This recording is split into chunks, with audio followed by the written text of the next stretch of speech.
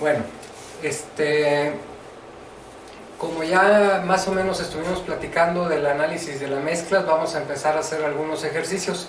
Ahorita vamos a empezar con el 13.1 del Burkhardt, que dice más o menos así. Una mezcla gaseosa presenta el siguiente análisis volumétrico: O2 30%, CO2 40%, N2 30%. Determine el análisis másico o gravimétrico, la presión parcial si la presión de la mezcla es de 100 kilopascales y la temperatura de la mezcla 32 grados centígrados, y la masa molar de la mezcla hay que determinarla también. Entonces, como ya lo estuvimos viendo, como nos están dando el análisis volumétrico, prácticamente nos están dando el análisis molar de la mezcla. Entonces, con eso vamos a empezar a trabajar.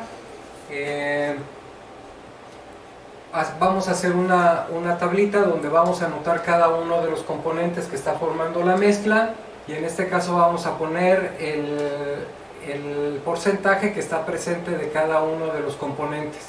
Entonces nos están diciendo que el oxígeno aporta 30%, que su fracción molar la podemos expresar como 0.3, el dióxido de carbono el 40% y lo expresamos como 0.4, el nitrógeno como el 30% y lo expresamos como 0.3. Bien, la primera parte es la más sencilla, que nos preguntan sobre la presión parcial de cada uno de los componentes.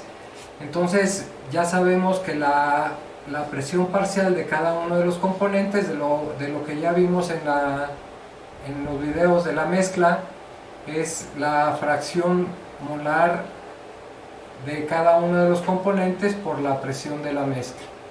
Y la presión de la mezcla, lo voy a anotar aquí, son 100 kilopascales, que eso ya no lo están proporcionando el problema. Entonces simplemente lo que vamos a hacer pues es multiplicar cada una de estas fracciones por la presión de la mezcla. Así es que 100 por 0.3 nos daría 30, por 0.4 nos daría 40 y por 0.3 nos daría 30. De tal manera que la sumatoria nos tiene que dar los 100 kilopascales, que es la presión de la mezcla. Entonces cada uno de estos componentes, como ya lo vimos, si recuerdan en el modelo de Dalton, para un mismo volumen, si soltamos esta cantidad de oxígeno nos va a dar una presión de 30. Para ese mismo volumen, si soltamos esta cantidad de dióxido de carbono, nos daría 40 kilopascales, y para el nitrógeno, si soltamos esta cantidad, nos daría 30 kilopascales. Posteriormente podríamos saber cuánto más o menos es lo que está presente ahí en la mezcla. Bien, para hacer la conversión entre el análisis volumétrico y el análisis gravimétrico, pues vamos a tener esta ecuacioncita.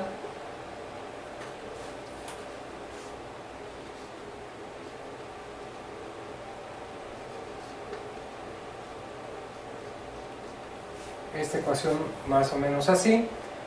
Y por tanto, pues lo que nosotros necesitamos es la masa molar de cada uno de los componentes, la masa molar de la mezcla y la fracción molar. La fracción molar ya la tenemos. La masa molar de cada uno de los componentes, pues esa la consultamos o la calculamos. Para el oxígeno sabemos que es 32, porque son 16 por 2, serían 32.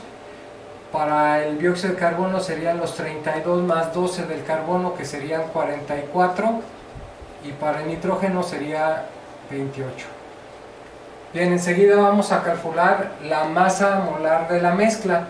Puesto que ya tenemos la fracción molar, ya sabemos que la masa molar de la mezcla va a ser igual a la sumatoria del producto de las fracciones molares por la masa molar de cada uno de los componentes. Entonces aquí vamos a poner una columna del producto de la fracción molar por la masa molar, y entonces multiplicaríamos 0.3 por 32, nos daría aquí 9.6, 0.4 por 44 nos daría 17.6, y 0.3 por 28 nos daría 8.4. Espero que estén bien los cálculos. Y ya nada más nos quedaría por hacer la sumatoria. La sumatoria nos da un valor de 35.6 y esto nos representaría la masa molar de la mezcla. Bueno, y entonces para sacar las fracciones de masa, pues simplemente dividimos el producto de YI por MI, que sería esta columna de aquí, entre la masa molar. O sea, 9.6 entre 35.6, 17.6 entre 35.6 y 8.4 entre 35.6. De tal manera que eso nos va a dar 2697, 0.4944, 0.235. Creo que es 235, de tal manera que la sumatoria nos tiene que dar aproximadamente la unidad. Y ya prácticamente pues esa es la solución del problema. ¿Qué es lo que tenemos que cuidar aquí? Pues básicamente deberemos de identificar cuándo tenemos valores de cada uno de los componentes y cuándo vamos a tener valores de la mezcla. Esa es la gran diferencia y lo que debemos de tener mucho cuidado a la hora de estar resolviendo los problemas.